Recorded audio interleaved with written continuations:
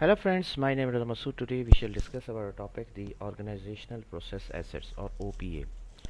Friend, today's topic is very interesting and very important with respect to project management. We have taken this topic from PMBOK, Project Management Body of Knowledge. I hope you would like this video. So let's just start. First of all, I would request you please subscribe to my YouTube channel and click on the bell option as well so that my new videos can reach to you. So let's just start. Organizational process assets. Friend, if you just see the term organizational process assets, so basically we are referring to some asset which is basically a result of a process and it pertains to an organization. So that is called basically the organizational process assets. Some asset which basically pertains to organization. Now actually what does it mean by OPA or organizational process assets? It refers to all the implicit input or assets or process used by an organization in operating their business. This may include business plans, process, policies, protocols, all knowledge. While enterprise environmental factor may be branched into two categories, internal and external to the organization. Process asset is internal to the organization. It may come from the project, programs, portfolio, documentation of any record. Basically friends, see, whenever we are implementing projects or we are basically executing any process in an organization, so it produce different results. For example, if you are implementing a project, so basically you have to make a business plan, you have to make a project plan, you have to make the analysis for the cost estimations, you have to do the time estimations, you have to make the lesson learned documents. So whenever we are implementing projects, we have to make several documents, several assets we have to make. So basically these are called considered as the organizational process assets. These are the internal asset of an organization. Like, why we are saying asset? Because it is a valuable output. Like for example, if you are making a project plan, so it is a OPA, organizational process asset. Why? Because it you have produced an asset which can be used at some later stage as well. Like for example, if you make a project plan for the e-commerce solution, so it is a organizational process asset, and you can refer this project plan at some later stage. You can make another project plan by using that document. You have made a scope document for the implementation of a mobile application, for example. So it is a organizational or process asset.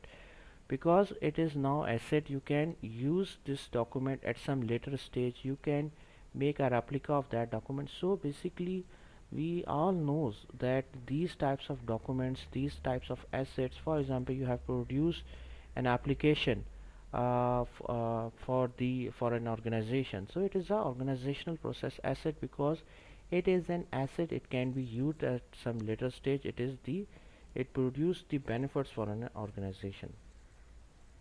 Now, importance of OPA. Why OPA, organizational process assets, are important? Because organizational process assets include all the information from the organization that is needed to ease the management of the project.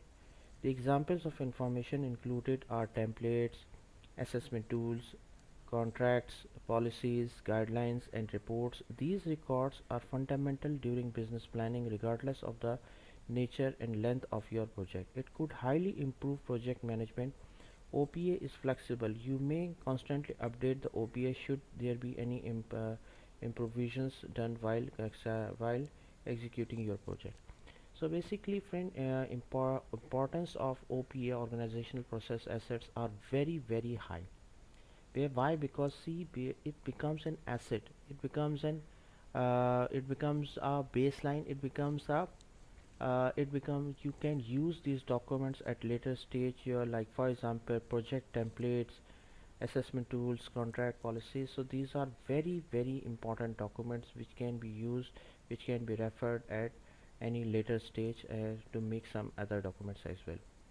So now what are the organizational process assets? For example, process, policies, and procedures. For example, they are the example of OPA, organizational process assets, with respect to process, policies, and procedures.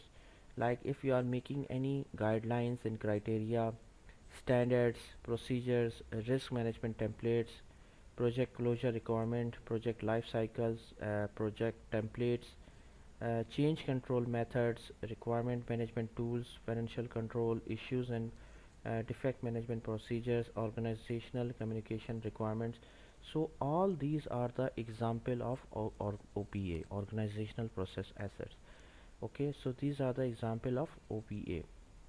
Then the other type of OPA is the corporate knowledge base. For example, the business knowledge, configurational management knowledge.